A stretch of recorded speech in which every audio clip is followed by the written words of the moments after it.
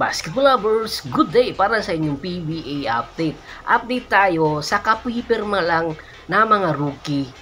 sa PBA. Ang number 9 pick ng Converge Fiber Xers na si Shawnee Winston. Agad-agad pinapirma na nila ng 2 years deal para sa Converge Fiber Xers at inaasahan na si Shawnee Winston ang mangunguna sa paparating na Commissioner's Cup sa ratsada ng Converge Fiber Xers. Sa kanilang tune-up game kontra sa Korea ay nanguna nga si Shawnee Winston na kumana ng 29 points, 6 rebounds at 3 assists para ipakita sa management at kay Coach Alvin Ayo na karapat-dapat ito sa kontrata. Samantala, ang number 1 pick ng Terra Firma Jeep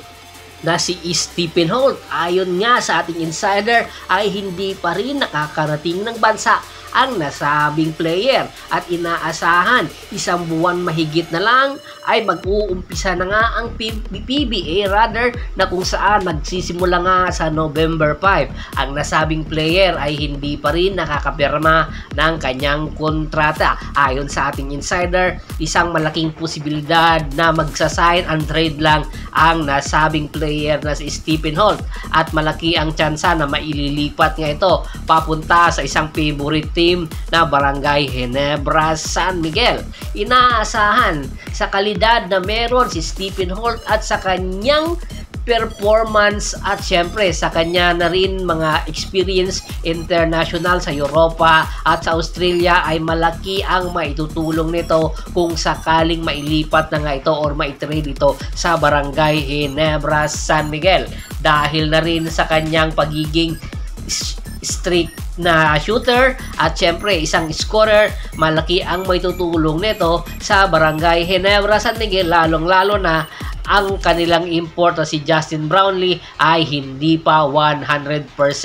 at inaasahan sa pagbabalik ni Coach Tim Cone sa Pilipinas ay mag-uumpisa na ang gitgitan at umaatikabong ensayo ng mga Barangay Ginebra players at inaasahan dahil nga sa wala nakuha na pick ang Barangay Ginebra San Miguel ay posibleng gamitin nila ang kanilang power para sa isang trade at inaasahan magpapakawala ang Barangay Ginebra San Miguel ng isang superstar player na sa katauhan nga ni Stanley Pringle para makuha si Stephen Holt. At take note ha, ayon sa ating insider, hindi lang pala si Stanley Pringle ang pakakawalan dahil hindi patas ang nasabing trade transaction at malaki ang posibilidad na maisasama rin si Bon Pesumal sa nasabing trade transaction para maging patas ang nasabing trade transaction. Ang dalawang player na si Stanley Pringle at si Bon Pesumal kung sakaling magkasundo ang Terra Firma Jeep at ang Barangay Ginebra San Miguel ay maililipat na nga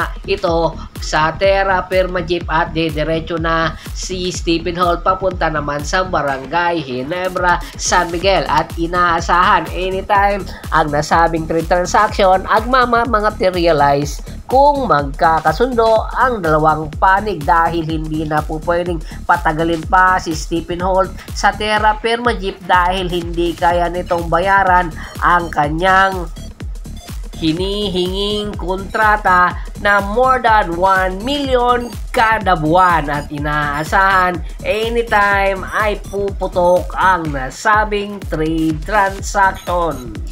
Bago pa man natin tapusin ang ating kwentuhan, shoutout muna tayo sa ating mga followers at subscribers kay Kagawad Kat sa kinudukusin ng Hagonoy, Bulacan, Anthony Lucky Alon, Ronald Bersobidad, Rene Dineros, Ricky Lansan ng Ricky Rider TV ng Tansa, Cavite. Marami pong salamat sa walang sawa nyong pagsuporta. Pakibisita na rin po ng Facebook fanpage ko, paki-like, paki-follow, paki-share, ganun din po sa YouTube channel ko. Hanggang sa muling kwentuhan, maraming salamat po.